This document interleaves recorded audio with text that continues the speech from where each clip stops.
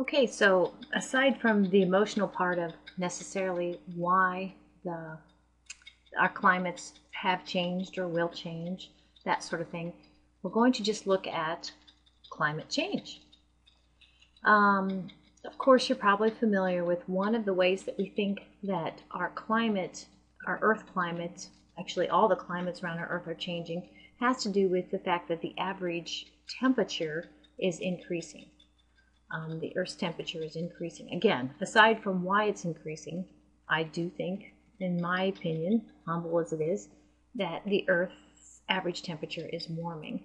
One of the things later on we're going to see evidence as to why it's warming actually is the fact that the ice sheets at the poles, in the summertime they used to only retreat to a certain extent, and now they retreat even farther due to warmer temperatures. And so what you're looking at is one of those fancy ships that can chop its way through the ice sheet. This happens to be in the Arctic Ocean.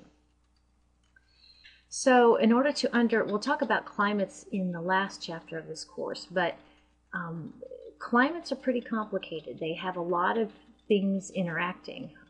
Generally speaking, we see that the biosphere interacts with the atmosphere, the ocean interacts with the atmosphere, the biosphere interacts with the atmosphere. I guess up here I already said that. There is a portion of our Earth we call the cryosphere, and that's the ice part, and it interacts with the atmosphere. We definitely have things that can interact and ultimately affect our climate. Now, one of the things distinctions I didn't make yet, is that remember that climate is the state of the atmosphere over like a long average, like a 30-year average. So climate is not weather. Okay?